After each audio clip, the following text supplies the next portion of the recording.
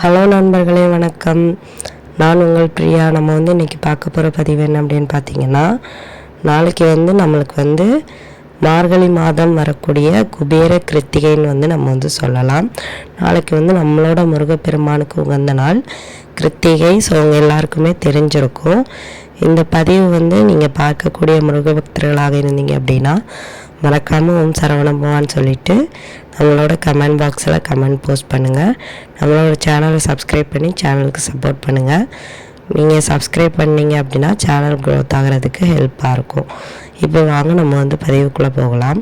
So நாளைக்கு குபேர கிருத்திகைன்னு நம்ம சொல்லிட்டோம். நாளைக்கு வியாழக்கிழமை குருவுக்கு உகந்த நாள். குரு பகவானோட அருளும் முருகப்பெருமானோட அருளும் சேர்ந்து கிடைத்தது அப்படின்னா நீங்கள் எந்த ஒரு விஷயத்துலையுமே உச்சத்தை கண்டிப்பாக அடைய முடியும்.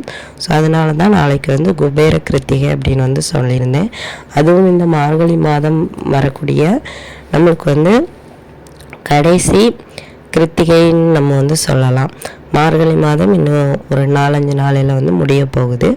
ஸோ அதுக்கப்புறமா நம்மளுக்கு தை பிறக்க போகுது. ஸோ இந்த டைமில் நீங்கள் முருகப்பெருமான்கிட்ட நாளைக்கு அந்த சர்க்கோண கோலம் போட்டு 6 தீபம் ஏற்றி வழிபாடு செய்யும்போது கண்டிப்பாக உங்களோட வேண்டுதல்களை அவர் நிறைவேற்றுவார்.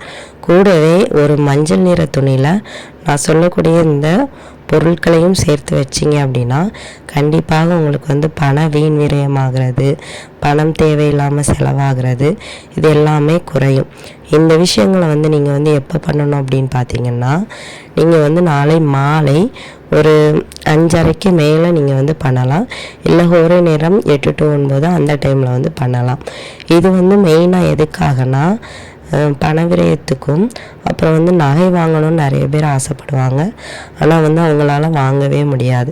ஸோ அந்த மாதிரி இருக்கிறவங்களுக்கு கூட இந்த விஷயம் உதவியாக இருக்கும். இதுக்கு நம்ம ஆவாரம் பூ வச்சு கூட நாளைக்கு முருகப்பெருமானுக்கு தீபங்கள் ஏற்றலாம். இந்த ஆவாரம் பூவுக்கு நம்மளுக்கு தங்கத்தை வசியப்படுத்தி தரக்கூடிய ஒரு தன்மை இருக்குது. ஸோ அதனால தான் ஆவாரம் பூ சொல்கிறேன். ஆவாரம் பூ கிடைக்கல அப்படின்னா நீங்கள் மற்ற விஷயங்களை செஞ்சுக்கோங்க. ஸோ இதுக்கு தேவையான பொருள் என்ன அப்படின்னு பார்த்தீங்கன்னா, ஒரு மஞ்சள் நிற துணி.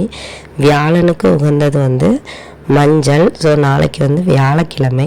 ஸோ ஒரு மஞ்சள் நிற துணியில் நீங்கள் முதல்ல பன்னீரோ இல்லை ஜவ்வாதோ தெளித்து எடுத்துக்கோங்க, மணமாக இருக்கும். அதுக்கப்புறமா அதில் என்னெல்லாம் வைக்கணும் அப்படின்னு பார்த்தீங்கன்னா, 6 ரூபாய் நாணயம், அப்புறம் 3 ஜாதிக்காய் இல்லை 1 ஜாதிக்காய். ஜாதிக்காய்க்கு பணத்தை ஈர்த்து தரக்கூடிய சக்தியும் நம்மளுக்கு தங்கத்தை கொண்டு வரக்கூடிய சக்தியும் இருக்குது. ஸோ அதனால் இதுக்கு வசிய அந்த தன்மை அதிகம். ஸோ அதனால தான் ஜாதிக்காய். அதுக்கப்புறமா பச்சை கற்பூரம் ஒரு துண்டு, இல்லை அது கூட ஒரு துண்டு மஞ்சள். மஞ்சளுக்கு லக்ஷ்மி தேவியோட மங்கள பொருட்களில் இந்த மஞ்சளும் உண்டு. ஸோ அதனால் ஒரே ஒரு துண்டு முழு மஞ்சளும் இல்லை அந்த விரலி மஞ்சள்னு சொல்லுவோம், அது வச்சுக்கோங்க.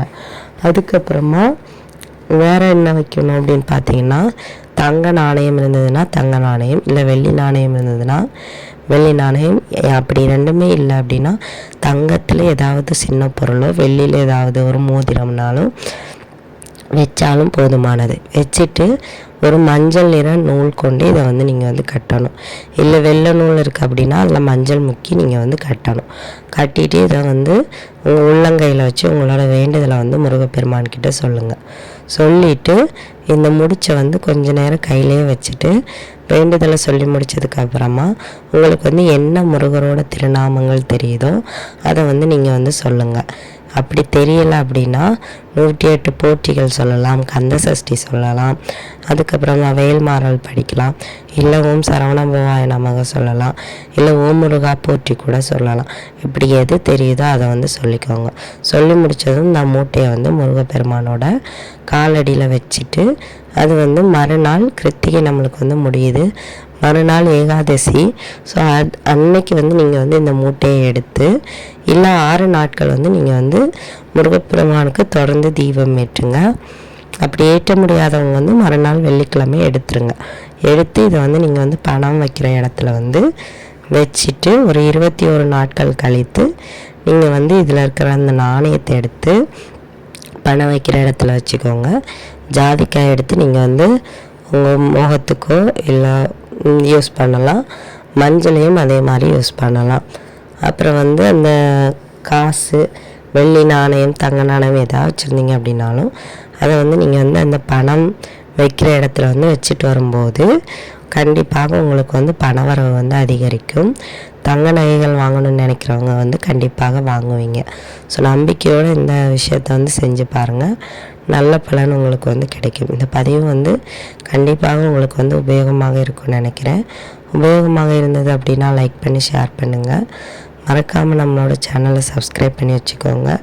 இந்த வீடியோவின் முழு பதிவை பார்த்ததற்கு மிக்க நன்றி.